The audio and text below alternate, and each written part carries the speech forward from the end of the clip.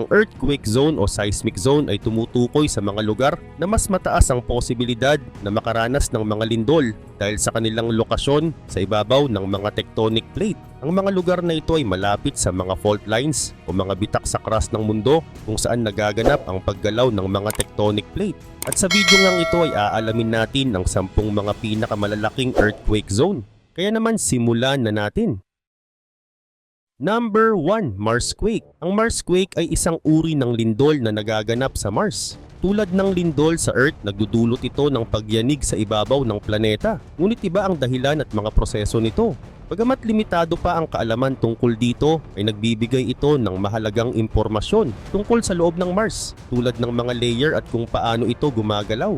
Ang Marsquake ay lindol na nararanasan sa Mars. At noong 2018 ay ipinadala ng NASA ang InSight lander upang pag-aralan ng mga pagyanig sa Mars. Ginamit nila ang isang instrument na tinatawag na SEIS o Seismic Experiment for Interior Structure upang sukatin ang mga pagyanig sa ilalim ng lupa. Simula 2019 ay nakapagtala ito ng libu-libong Marsquakes, kasama ang ilan na may magnitude na umabot sa 4.2. Ang mga pagyanig na ito ay nagbibigay ng impormasyon tungkol sa loob ng Mars. Pagkaiba ang sanhi ng Marsquakes at ng mga lindol sa Earth. Sa Earth, ang mga lindol ay dulot ng paggalaw ng tectonic plates. Sa Mars, ang mga Marsquakes ay kadalasang dulot ng stress o tension sa crust ng planeta.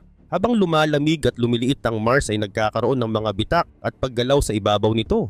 May posibilidad din na ang ilang Marsquakes ay dulot ng volcanic activity, partikular sa mga rehiyon na may mga bakas ng mga sinaunang bulkan, tulad ng Tharsis Volcanic Region. Bagamat mas bihira ang Marsquakes kumpara sa mga lindol sa Earth, ay may mga lugar sa Mars na mas madalas makaranas ng mga pagyanig. Ang isa sa mga lugar na ito ay ang rehiyon ng Cerberus Fossae na matatagpuan malapit sa Ecuador ng Mars. Ayon sa mga datos mula sa InSight, marami sa pinakamalakas na Marsquakes ay nagmula sa rehiyong ito. Ang Cerberus Fossae ay may malaking mga bitak sa lupa at pinaniniwalaan na maaaring ang mga ito ay sanhi ng paggalaw ng magma o dahil sa patuloy na paglamig at pag-urong ng crust ng Mars. Pero bakit kaya mahalaga ang pag-aaral ng Marsquake? Mahalaga ang pag-aaral ng Marsquakes para mas maintindihan ang loob ng Mars. Sa pamamagitan ng paggalaw ng seismic waves ay nalalaman ng mga scientists kung gaano kakapal ang crust at kung ano ang nasa loob ng planeta.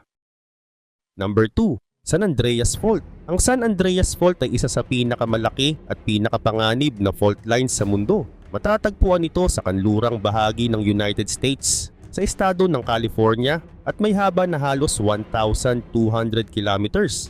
Ang fault na ito ay isang transform fault kung saan ang dalawang tectonic plates, ang Pacific Plate at ang North American Plate ay dumudulas sa gilid ng isa't isa. Dahil sa paggalaw ng mga plates ay nagkakaroon ng matinding lindol sa rehiyon. Samantala, nadiskubre ang San Andreas Fault noong 1895 ng geologist na si Andrew Lawson nang makita niya ang bahagi ng fault malapit sa San Andreas Lake malapit sa San Francisco. Pero mas nakilala ito nung naganap ang San Francisco earthquake noong 1906. Ang lindol na yon ay may lakas na 7.9 at nagdulot ng malawakang pinsala sa lungsod ng San Francisco at mga kalapit na lugar. Dahil dito ay kinilala ang San Andreas Fault bilang isa sa mga pinakadelikadong lugar para sa lindol. Dagdag pa rito, nahahati ang San Andreas Fault sa 3 bahagi, ang hilaga, gitna at timog na bahagi. Ang hilagang bahagi na malapit sa San Francisco ay siyang pinagmulan ng mga malalakas na lindol tulad ng lindol noong 1906 at ang Loma Prieta earthquake noong 1989 na may lakas na 6.9. Ang timog na bahagi na malapit sa Los Angeles ay itinuturing na delikado dahil dito maaaring mangyari ang tinatawag na The Big One, na isang napakalakas na lindol na posibleng magdulot ng malaking pinsala sa mga gusali at maglagay sa panganib sa maraming buhay. Ang mga lindol sa San Andreas Fault ay dulot ng proseso na tinatawag na elastic rebound. Habang patuloy na gumagalaw ang mga tectonic plates ay naiipon ng tensyon sa mga bato sa paligid ng fault. Kapag hindi na kayang tiisin ng mga bato ang tensyon ay bigla itong bumibigay at nagre-resulta sa isang lindol. Karaniwang nasa pagitan ng magnitude 6.0 at 7.9 ang lakas ng mga lindol dito. Ngunit maaari pang maging mas malakas depende sa laki ng galaw ng mga plates. Maliban sa panganib ng lindol, ang San Andreas Fault ay may malaking epekto rin sa anyo ng kalupaan sa California. Number 3. Sunquakes. Ang sunquakes o mga solar quakes ay mga kakaibang pangyayari sa ibabaw ng araw na parang lindol sa lupa, ngunit nangyayari sa araw. Ang mga ito ay nagaganap dahil sa malalakas na pagsabog ng energy mula sa mga solar flare at coronal mass ejections o CME. Bagaman hindi pa ganap na nauunawaan, ang sunquakes ay itinuturing na isa sa pinakamalalaking earthquake zone sa solar system dahil sa laki at lakas ng energy na kanilang nililikha. Unang nadiskubre ang sunquakes noong 1996 nang mapansin ng mga scientists ang mga pressure waves sa ibabaw ng araw matapos ang isang solar flare. Ang mga alon na ito ay parang mga seismic waves na nangyayari sa mundo tuwing may lindol. Ngunit sa araw ay walang mga fault lines o tectonic plates na tulad sa Earth. Sa halip, ang sunquakes ay dulot ng malalakas na pagsabog ng energy mula sa mga solar flare at CME. Kapag ang energy mula sa mga pagsabog na ito ay tumama sa ibabaw ng araw, nagkakaroon ng mga alon na kumakalat ng mabilis, minsan higit pa sa 100,000 kilometers per hour. Ang sunquakes ay malalaki at malalawak. Ang mga alon na nililikha nito ay maaaring umabot ng libu-libong kilometro mula sa kanilang pinagmulan at maaaring tumagal ng ilang oras bago mawala. Ang mga alon ay parang mga ripple sa tubig kapag may bumagsak na bato sa gitna nito. Pero hindi pa rin malinaw sa mga scientists kung bakit nagaganap ang sunquakes kasabay lamang ng ilang solar flares at hindi sa lahat ng oras. Mahalaga ring tandaan na ang mga sunquakes bagaman nangyayari sa araw ay may posibleng epekto sa technology sa mundo. Ang mga solar flare at CME na konektado sa sunquakes ay maaring makasira sa mga satellite radio communication at mga power grid. Kapag malakas na energy mula sa araw ang tumama sa magnetic field ng Earth ay maaari itong magdulot ng geomagnetic storms na nakaaapekto sa mga technology na umaasa sa satellites. Bagaman ang mismong sunquakes ay walang direktang epekto sa Earth, ang mga solar flare at CME na kasunod nito ay maaaring magdulot ng malawakang epekto sa mga sistema ng komunikasyon at energy. Number 4. East African Rift. Ang East African Rift o Rift Valley ay isa sa pinakamalaki at pinakaaktibong lugar sa mundo pagdating sa lindol. Nabuo ito dahil sa unti-unting paghihiwalay ng mga malalaking bahagi ng lupa na tinatawag na tectonic plates. Dahil sa paghihiwalay ng mga plate na ito ay nagkakaroon ng mga bitak sa lupa na nagiging sanhi ng lindol at bulkan. Dahil dito, ang Rift Valley ay isa sa pinakamapanganib na lugar para sa lindol sa buong mundo. Ang Rift Valley ay nahahati sa dalawang bahagi, ang Eastern Rift at Western Rift. Ang Eastern Rift ay matatagpuan mula sa Ethiopia, pababa sa Kenya, Tanzania at Mozambique. Samantala, ang Western Rift ay matatagpuan malapit sa mga malalaking lawa tulad ng Lake Tanganyika at Lake Kivu. Sa dalawang bahagi na ito ay mas aktibo sa lindol ang Western Rift. Dito kadalasang nangyayari ang mga malalakas na paggalaw ng lupa na nagdudulot ng lindol. Nangyayari ang mga lindol sa East African Rift dahil sa paggalaw ng African Plate at Somali Plate na patuloy na humihiwalay sa isa't isa. Habang patuloy na nagkakahiwalay ang mga plate na ito ay naiipon ng tensyon sa ilalim ng lupa na siyang nagiging sanhi ng lindol.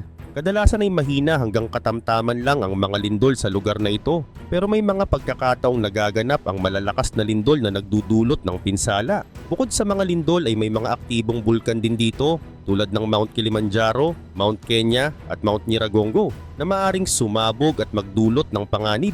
Gayun din, mahalagang pinag-aaralan ng East African Rift para maintindihan kung paano gumagalaw ang lupa at bakit nagkakaroon ng lindol at bulkan. Ayon sa mga eksperto, sa hinaharap ay maaring tuluyang maghiwalay ang Africa sa bahaging ito at mabuo ang isang bagong karagatan. Ang patuloy na pagsubaybay sa galaw ng mga fault lines ay mahalaga para maprotektahan ang mga komunidad mula sa mga posibleng panganib ng lindol at pagsabog ng bulkan. Sa kabila ng mga panganib, ang Rift Valley ay mahalaga rin sa ekonomiya ng mga bansa sa East Africa dahil sa likas na yaman na matatagpuan dito. Ang mga scientists ay patuloy na nagsasagawa ng pag-aaral at pagsubaybay sa galaw ng lupa sa East African Rift. Ginagamit nila ang mga modern technology tulad ng GPS at seismometers upang masukat ang paggalaw ng mga tectonic plates at bulkan. Number 5. Alpine Fault. Ang Alpine Fault ay isa sa pinakamalaking earthquake zones sa mundo at matatagpuan sa South Island ng New Zealand. Dito nagtatagpo ang dalawang malalaking tectonic plates, ang Indo-Australian Plate at Pacific Plate na gumagalaw sa magkaibang direksyon. Ang ganitong paggalaw ay nagdudulot ng malalakas na lindol. Ang fault na ito ay may habang 850 kilometers mula sa Fiordland sa timog hanggang sa Marlborough Sounds sa hilaga ng isla. Ang Alpine Fault ay kilalang regular na nagkakaroon ng malalakas na lindol tuwing humigit kumulang 300 years. Ayon sa mga eksperto, ang mga lindol na nagaganap dito ay kadalasang umaabot sa magnitude 8 o higit pa. Ang huling malaking lindol sa Alpine Fault ay nangyari noong 1717 at base sa mga pag-aaral ay may posibilidad na mangyari muli ito sa malapit na hinaharap. Dahil dito ay binabantayan ito ng mabuti at mahalaga ang paghahanda ng mga lugar na malapit dito. Maraming mga bayan sa South Island ang malapit sa Alpine Fault tulad ng Queenstown, Wanaka at Hokitika. Bagaman hindi direkta ang fault sa mga lugar na ito, ay maaaring makaramdam sila ng malakas na lindol. Ang ganitong lindol ay maaaring magdulot ng malawakang pinsala tulad ng pagkasira ng mga bahay, kalsada at tulay. Maaari rin itong magdulot ng landslides o pagguho ng lupa, pagbaha at maging tsunami na magpapalala pa sa sitwasyon. Karagdagan pa rito, patuloy na pinag-aaralan ng mga scientists ang Alpine Fault upang mas maintindihan ang mga galaw nito at matukoy ang mga senyales ng paparating na lindol. Isa sa mga paraan ng kanilang pag-aaral ay ang pagsusuri sa mga bakas ng nakaraang lindol sa lupa na nagbibigay ng impormasyon sa kasaysayan ng fault. Ang ganitong pag-aaral ay mahalaga para sa pagbibigay ng babala at para mabigyan ng sapat na panahon ang mga komunidad na maghanda. Ang Alpine Fault ay isang malinaw na halimbawa ng kung paano ang mga natural forces tulad ng paggalaw ng lupa ay maaaring magkaroon ng malaking epekto sa mga tao. Mahalaga ang tamang pagbabantay at paghahanda lalo na sa mga lugar tulad ng South Island na laging nasa panganib ng malalakas na lindol. Ang gobyerno ng New Zealand kasama ang mga eksperto ay nagtutulungan upang masigurong handa ang bansa sa ganitong uri ng sakuna. Number 6. Pacific Rim. Ang Pacific Rim o mas kilala bilang Ring of Fire ay isang region sa paligid ng Pacific Ocean kung saan madalas mangyari ang mga lindol at pagsabog ng bulkan. Kasama rito ang mga bansa tulad ng Pilipinas, Japan, Indonesia, New Zealand, Alaska at mga bahagi ng North at South America gaya ng California, Chile at Peru. Ang rehiyon na ito ay may haba na halos 40,000 kilometers at isa ito sa mga lugar sa mundo na pinakaapektado ng mga lindol. Samantala, ang pangunahing dahilan kung bakit madalas mangyari ang mga lindol dito ay dahil sa paggalaw ng mga tectonic plates, malalaking tipak ng lupa sa ilalim ng lupa na patuloy na gumagalaw. Kapag ang mga plates na ito ay nagbanggaan o nagkiskisan, ay nagiging sanhi ito ng malalakas na lindol. Ang mga lindol ay kadalasang nagaganap sa mga boundary ng mga plates na kung saan ay nagbabanggaan sila. Gayun din naman, ang isang halimbawa ng napakalakas na lindol sa rehiyon ng Pacific Rim ay ang Tohoku earthquake na nangyari sa Japan noong 2011. Ito ay may lakas na magnitude 9 at sinundan ng malaking tsunami na nagdulot ng pagkamatay ng libu-libong tao at pagkasira ng maraming gusali. Kasama sa naapektuhan ang Fukushima Nuclear Power Plant na nagdulot ng malawakang problema sa kaligtasan at ekonomiya ng Japan. Ang mga tectonic plates tulad ng Pacific Plate, Philippine Sea Plate, Nazca Plate at Cocos Plate ay patuloy na gumagalaw sa ilalim ng lupa kung kaya't madalas magkaroon ng lindol at pagsabog ng bulkan sa rehiyong ito. Sa katunayan ay 75% ng mga aktibong bulkan sa buong mundo ay nasa Pacific Rim. Kasama dito ang mga bulkan tulad ng Mount St. Helens sa Amerika at Mount Pinatubo sa Pilipinas na parehong nagdulot ng matinding pinsala nang pumutok sila. Bukod sa mga lindol, ang pagsabog ng mga bulkan ay isa pang banta sa rehiyon. Ang pagsabog ay nangyayari kapag ang magma mula sa ilalim ng lupa ay tumataas at pumupunta sa ibabaw na nagiging sanhi ng mga pagyanig at pagsabog. Isang sikat na pagsabog ng bulkan ay ang Mount Krakatoa sa Indonesia noong 1883 na nagdulot ng malaking tsunami at sumira sa mga kalapit na lugar. Number 7. Mid-Atlantic Ridge. Ang Mid-Atlantic Ridge ay isang napakahabang mountain range sa ilalim ng karagatan mula sa Arctic Ocean sa hilaga hanggang sa Southern Ocean sa timog. Mahalaga ito dahil dito naghihiwalay ang mga malalaking tectonic plates tulad ng North American Plate at Eurasian Plate sa hilaga at South American Plate at African Plate sa timog. Ang lugar na ito ay isa sa mga pinakamalaking earthquake zones sa mundo dahil sa patuloy na paggalaw ng mga plates. Sa Mid-Atlantic Ridge, ang mga plates ay dahan-dahang naghihiwalay sa isa't isa. Ito ay tinatawag na seafloor spreading. kung saan ang magma mula sa ilalim ng lupa ay umaakyat sa pagitan ng mga plates at nagiging bagong bahagi ng seafloor. Dahil sa paghihiwalay na ito ay nagkakaroon ng tensyon na nagiging sanhi ng mga lindol. Bagamat karamihan sa mga lindol dito ay mahihina, ay may mga pagkakataon na nagiging malakas ang mga ito. Gayun din naman dahil ang Mid-Atlantic Ridge ay nasa ilalim ng dagat ay kadalasan ang mga lindol dito ay hindi nararamdaman ng mga tao sa kalupaan. Subalit may mga lugar tulad ng Iceland kung saan ang ridge ay umaabot sa ibabaw ng tubig. Sa Iceland ay madalas ang mga lindol at pagsabog ng bulkan dahil sa patuloy na paggalaw ng mga plates. Sa lugar na ito, ang lindol ay normal na pangyayari. Bagamat hindi kasing lakas ng mga lindol sa ibang bahagi ng mundo tulad ng Pacific Ring of Fire, ay patuloy na binabantayan ng mga eksperto ang Mid-Atlantic Ridge. Ang mga lindol dito ay bahagi ng natural na proseso ng paghihiwalay ng mga tectonic plates na patuloy na nagbabago sa anyo ng mundo. Dahil sa mga paggalaw na ito ay patuloy na lumalaki ang mga karagatan at nabubuo ang mga bagong lupain. Bukod sa mga lindol ay mahalaga rin ang Mid-Atlantic Ridge sa pag-aaral ng plate tectonics o kung paano gumagalaw ang crust ng mundo. Ang mga findings dito ay nakakatulong sa pag-unawa kung paano nabubuo at nagbabago ang mga bahagi ng ating planeta. Ang init mula sa ilalim ng lupa sa mga active areas tulad ng ridge ay mahalaga rin sa geothermal energy na maaring magamit ng mga tao. Bagamat bihira ang mga lindol sa Mid-Atlantic Ridge na magdulot ng malawakang pinsala, ay may posibilidad na ang mga malalakas na lindol ay magdulot ng tsunami, lalo na kung malapit ito sa mga isla o baybayin. Number 8. Banda Detachment. Ang Banda Detachment ay isang malaking lugar sa ilalim ng dagat na kilala bilang isa sa pinakamapanganib na earthquake zones sa mundo. Matatagpuan ito sa Banda Sea, sa Indonesia at bahagi ng rehiyon ng Southeast Asia. Sa ilalim ng lugar na ito ay nagtatagpo ang tatlong malalaking tectonic plates, ang Australian Plate, Pacific Plate at Eurasian Plate. Dahil sa banggaan at paggalaw ng mga plates na ito ay madalas na nagaganap ang malalakas na lindol. Samantala, ang Banda Detachment ay isang malaking biyak o bitak sa lupa sa ilalim ng dagat. Dahil dito ay nagkakaroon ng malalakas na paggalaw ng mga tectonic plates na nagiging sanhi ng mga lindol. Ang mga bitak na ito ay umaabot ng mahigit 200 kilometers sa ilalim ng dagat, kung kaya't malaki ang epekto nito sa mga lugar sa paligid. Kapag ang mga tectonic plates ay gumagalaw at nagkikiskisan, ay nagbubunga ito ng mga malalakas na lindol. Ang ilang lindol sa lugar na ito ay umaabot ng magnitude 7 o higit pa sa Richter scale. Kaugnay pa nito ang lindol sa Banda Detachment ay nangyayari dahil sa pagbanggaan ng mga tectonic plates, partikular ang Australian at Eurasian plates. Sa bawat galaw ng mga plates ay nabubuo ang matinding pressure sa ilalim ng lupa. Kapag naipon ang pressure na ito at biglang bumigay ay nagkakaroon ng lindol. Dahil malaki ang sukat ng mga plates at ang kanilang mga galaw ay patuloy, ay malalaki rin ang mga lindol na nagaganap dito. Gayun din naman ang isa pang malaking panganib sa Banda Detachment ay ang posibilidad ng tsunami.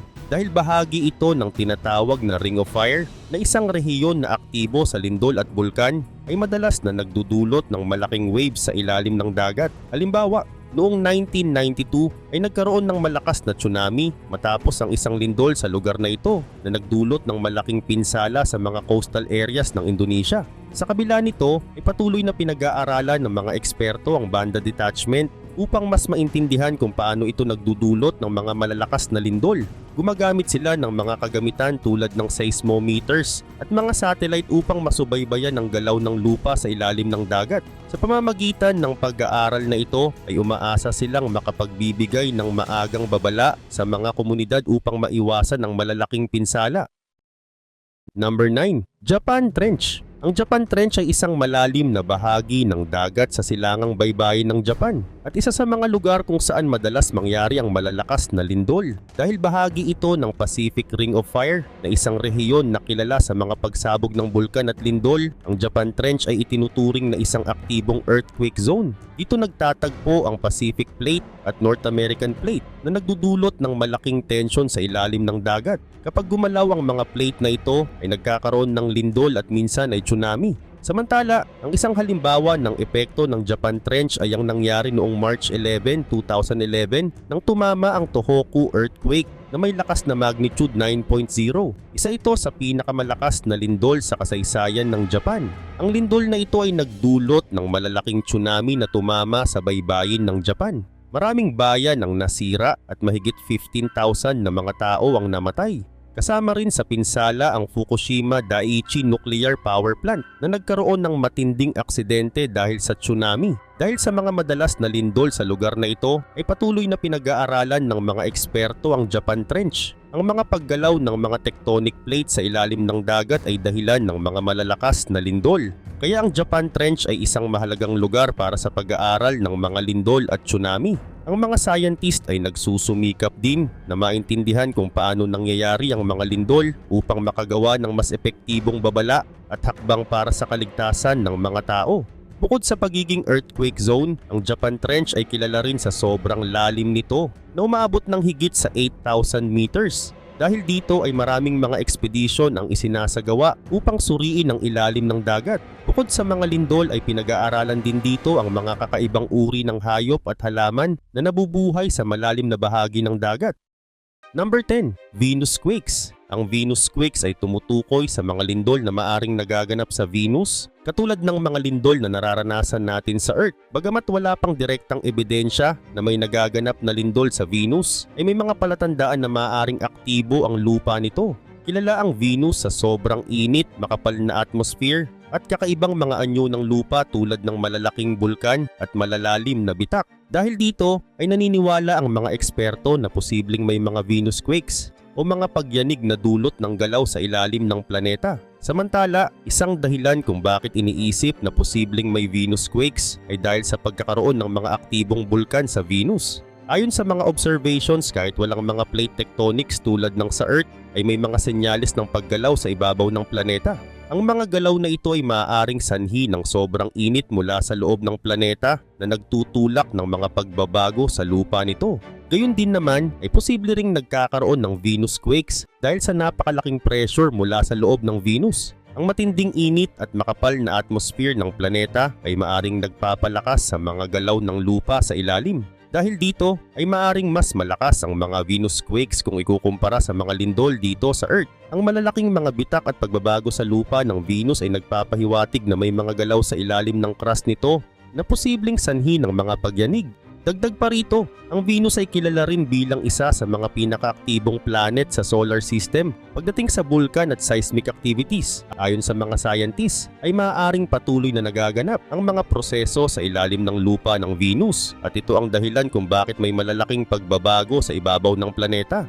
Ilan sa mga lugar na ito ay mga bulkan at malalalim na bitak na tila katulad ng mga fault lines sa Earth na nagiging dahilan ng mga paggalaw ng lupa.